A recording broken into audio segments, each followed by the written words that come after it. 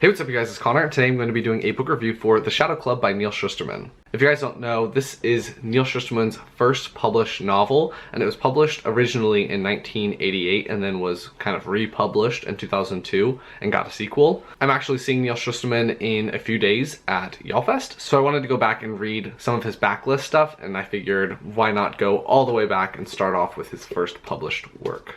It follows a main character named Jared Mercer, which is kind of funny because he ended up naming one of his kids Jared, spelled differently. But anyway, this one follows a character named Jared who's in 9th grade. In his town, 7th through 9th grade are considered junior high. 10th through 12th is its own thing in a different location. So Jared is a 9th grader.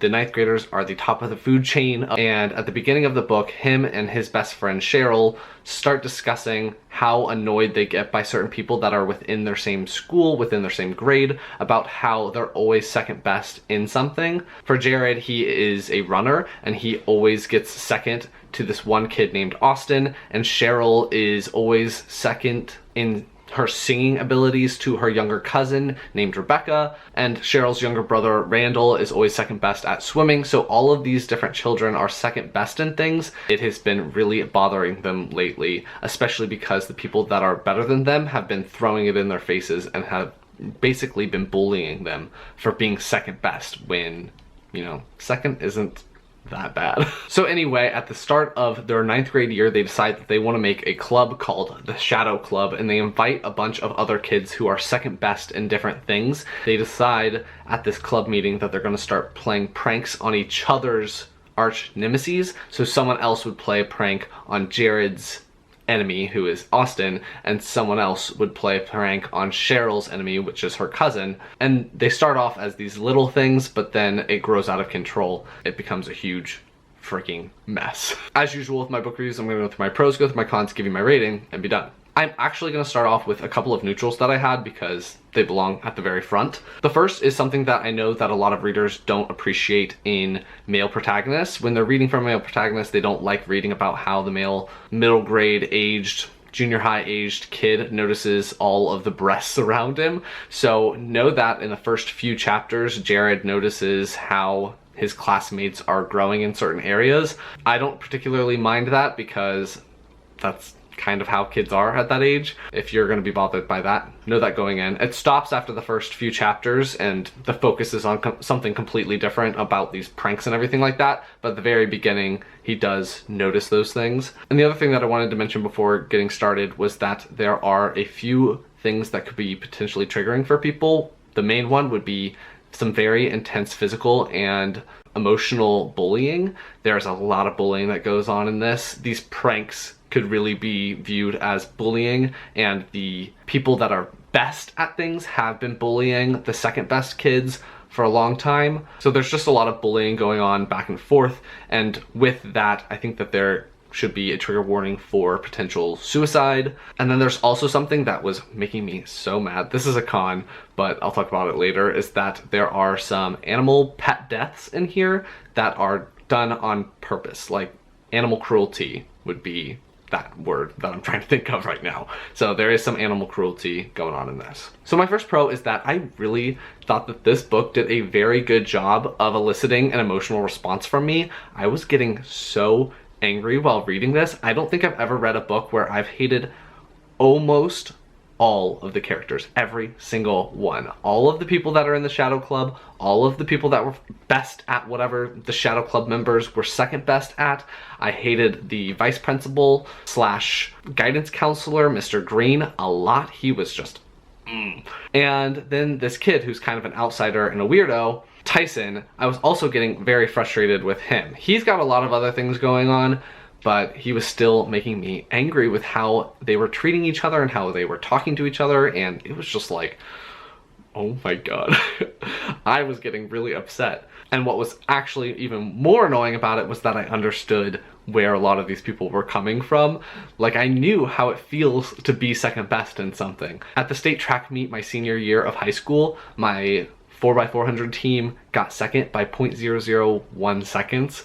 So we lost state by like a hair, which was so just frustrating and annoying because I skipped out on a lot of other stuff to be at that meet. I mean, I still got a silver medal, but being second really sucks, and it's like one of those things where second place is first of the losers kind of thing. So I understood where the Shadow Club members were coming from, and I understood where the best people were coming from because I had people that were worse than me in running and in soccer and stuff like that, and I knew I was better than them, and I don't know, I think maybe I could have given off some of those airs of knowing I was better than them and knowing that they wouldn't be able to beat me in certain things. So I understood where both people were coming from, and I just really hated that about myself. And then I also understood the guidance counselor, where he was coming from, what he was trying to accomplish, how he was going about the things that he was going about. So I understood where everything was coming from, the motivations, and it made me angry at them and at myself because I could relate. I also already touched on this, but one of my bullet points when I was thinking about things to talk about was that he does do second best very well. It makes me curious about what Neal Shusterman is second best at, because he portrayed that feeling of being so close but losing very realistically. So I think that that element and how this whole group comes together over hating people was also done really well. That happens a lot. Like in real life, it is so easy to get along with people where you hate something in common. Those usually don't form the best types of friendships, but they're easy to make, and they do happen very quickly and organically. Basically, if I were to describe this novel, I would say it's almost like The Breakfast Club, but if all the people were evil. Oh, another trigger warning for this would be torture, because that happens.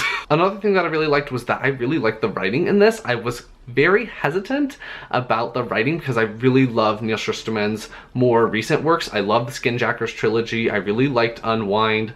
I've really been loving the Arc of a Scythe series. And one of his more recent books, which is a standalone, is Challenger Deep, and I really enjoyed that one as well. So all of his more recent books that are a little bit thicker and have more meat to them have been books that I've really loved and have been some of my favorite books that I've read in the past few years. So I was curious and worried about how his writing would be in his older novels. I'll say that I did really like this one. It's a lot more simple. There's not as much meat to the story, but he does characterization pretty well, and the novels are very quick to get through. I read this in 3 hours or something like that. It's about 200 pages. So just know that going in that this is a very easy read and you'll be able to get through it really quickly. I think this book might be a good one for younger readers, shifting away from children's books and middle grade books and into YA or into adult. I still prefer the writing of his newer stuff, but I'm really glad that I went back and tried this one because I found out that I really like his old stuff too. And the last thing that I'll say is that I really just liked the characters and their arcs in this short novel. They were just really well done and really interesting. As I said, I read this super quickly.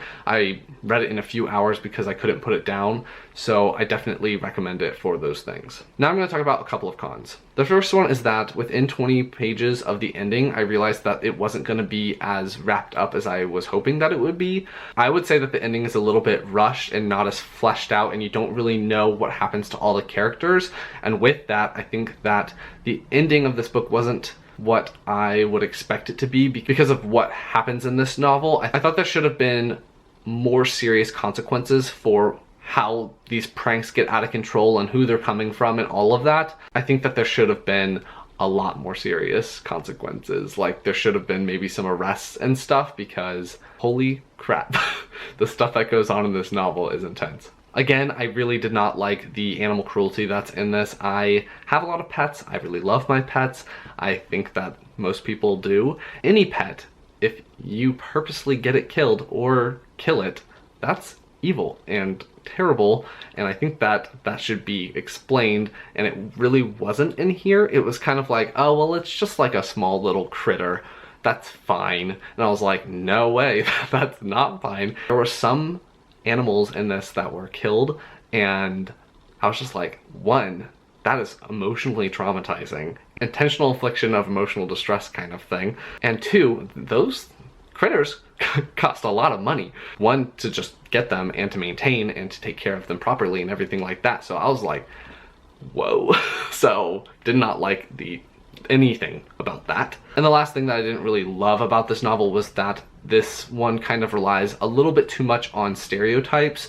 There is your East Asian character who's really smart and good at math. You have your ditzy pretty girl that does okay in school, but she's really just kind of making it because she's so attractive. So there is a lot of stereotyping stuff going on in this, so I didn't really love that, but overall I still ended up really enjoying this. I think those are just things that you need to be aware of before you go in. So as I said, I really enjoyed this book. I think that it does a lot of things really well. I think that my emotional response to this novel is just telling of how well crafted it was, because you're not supposed to like the characters. Like in the first little prologue or chapter, the prologue, the main character, Jared, is telling you that he's done some terrible things and the people that he's known has done terrible things and terrible things have happened, and he wants you not to hate him, but you kind of end up hating him anyway. So for all the reasons I did love this and for the reasons that I didn't love it as much, I ended up giving this 4 stars because of that emotional response and because of my enjoyment and how quickly I made it through. I think that there were some things that I really did not like, but personally I ended up giving this 4 stars. So that's going to be my review of The Shadow Club by Neal Shusterman. If you liked it, please give it a big thumbs up and comment down below if you've read any books by Neal Shusterman, which of those have been your favorites. Mine's probably Challenger Deep and Thunderhead. Anything else you want me to know, leave it down below and I will talk to you guys next time. Bye.